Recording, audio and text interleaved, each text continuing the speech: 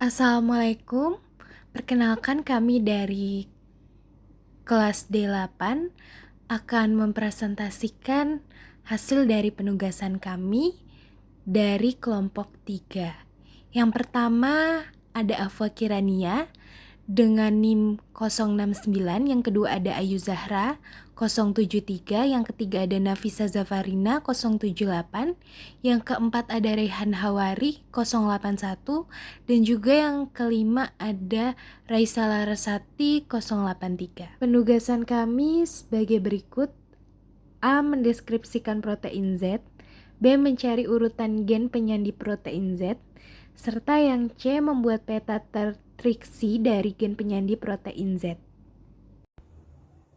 Di sini saya akan menjelaskan cara untuk mendeskripsikan protein.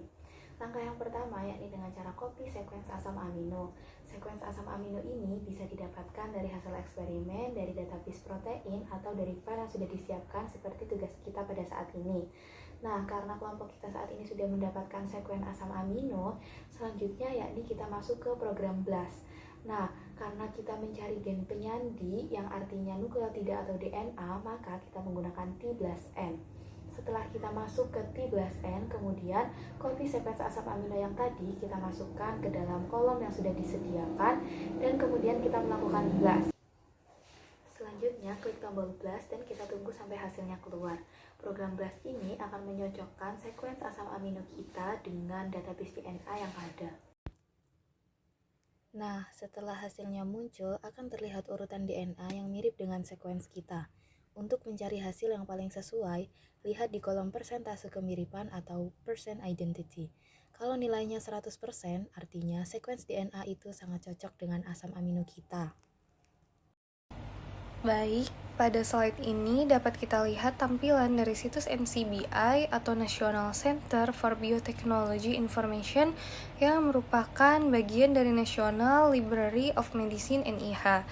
Halaman ini menampilkan hasil pencarian data protein dengan nama glukan endol 1,3 beta deglukosidase atau yang juga dikenal sebagai mayor pollen allergen oleh E9. Protein ini merupakan salah satu alergen utama yang berasal dari serbuk sari pohon zaitun atau Olea europea. Pada bagian atas halaman terdapat keterangan terlihat informasi umum dari situs NCBI, sedangkan di bawahnya terdapat keterangan detail mengenai protein tersebut.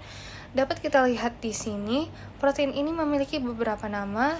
Recommended nama yaitu seperti glukan endo 1,3 beta deglukosidase, dan alternatif nama yaitu seperti mayor pollen allergen oleh E9. Statusnya juga tertulis sebagai prekursor, yang berarti protein ini awalnya disintesis dalam bentuk belum aktif dan akan mengalami pemrosesan lebih lanjut di dalam sel. Secara fungsional, enzim ini berperan dalam memecah ikatan beta 1,3 glukan, yaitu senyawa yang terdapat pada dinding sel jamur atau tanaman. Aktivitas ini membantu tanaman dalam mekanisme pertahanan terhadap patogen, namun pada manusia, protein ini dapat menimbulkan reaksi alergi, terutama pada saluran pernafasan. Kemudian pada bagian kanan halaman juga menampilkan beberapa fitur analisis bioinformatika seperti BLAST, Identify Conserved Domains, dan Sequence Features. Fitur-fitur tersebut digunakan untuk menganalisis urutan asam amino, domain fungsional, kemudian serta hubungan evolusi protein dengan protein lainnya. Jadi, secara keseluruhan, gambar ini menunjukkan hasil identifikasi protein alergen oleh E9 dari database NCBI yang memberikan informasi penting untuk penelitian molekuler dan imunologi, terutama dalam memahami struktur dan potensi alergennya. Selanjutnya, pada slide ini kita dapat melihat tampilan dari database UniProt, yaitu salah satu sumber utama informasi mengenai protein. Protein yang ditampilkan memiliki kode akses Q94G86 dengan nama glukan endo 1,3 beta deglukosidase atau dikenal juga sebagai alergen olein 9 yang berasal dari tanaman zaitun atau Olea europea. Pada bagian atas halaman, kita bisa melihat beberapa informasi penting seperti panjang protein, yaitu 460 asam amino, kemudian statusnya review atau terverifikasi oleh Uniprot Swissprot, dan juga keberadaan proteinnya telah dibuktikan secara eksperimental. Fungsi utama dari protein ini adalah sebagai enzim glukanase yang memecah ikatan beta 1,3 glukan pada dinding sel jamur. Aktivitas ini membantu tanaman dalam mekanisme pertahanan terhadap infeksi patogen. Namun, pada manusia, protein ini dapat bertindak sebagai alergen utama yang menyebabkan reaksi alergi, terutama pada saluran pernafasan. Pada bagian keterangan caution, disebutkan adanya kemungkinan dua bentuk isoform protein dengan berat molekul yang berbeda, tetapi masih termasuk dalam kelompok alergen olein 9. Jadi secara keseluruhan, halaman Uniprot ini menunjukkan data lengkap mengenai struktur, fungsi, dan sifat biologis protein olein 9 yang sangat berguna dalam penelitian bioinformatika dan imunologi molekuler. Baik, selanjutnya saya akan menjelaskan bagaimana mencari urutan gen penyandi protein Z. Langkah yang pertama harus dilakukan yaitu membuka T-BLAST-N, kemudian memasukkan FASTA sequence protein tersebut ke dalam kotak yang berada di atas lalu di-blast. Kemudian setelah di-blast akan keluar tampilan seperti tabel. Tabel tersebut pilihlah yang per identification-nya 100%. Kemudian akan keluar oleh urea beta 1,3 glucanase like protein OLS 9 mRNA. Kemudian untuk mencari gen penyandinya bisa diklik kanan pada bagian CDS, kemudian open link in new tab. Kemudian akan keluar gen-gen penyandi dari protein Z tersebut. Baik, selanjutnya untuk yang C, membuat peta restriksi dari gen penyandi protein Z dari urutan gen penyandi atau sequence yang telah kita dapatkan. Kita membuka web restriction mapper, lalu tinggal copy paste sequence pada kolom berikut.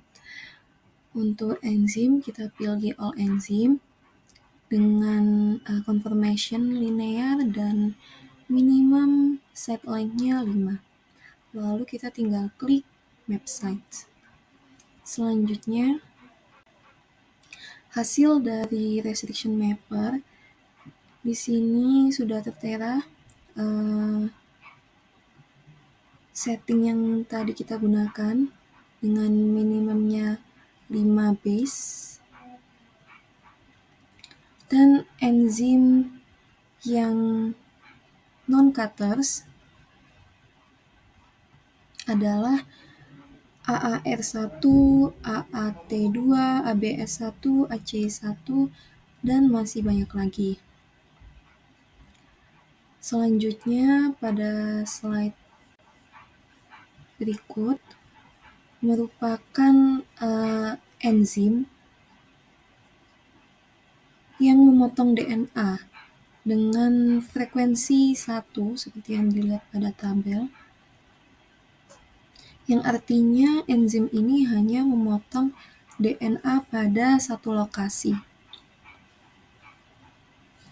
Contohnya di sini ada BA2, MS2, dan lainnya.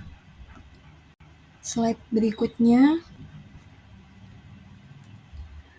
ada enzim yang memotong 2 kali dengan ditandai dengan frekuensi 2. Contohnya di sini ada XMN1 dan masih banyak lagi.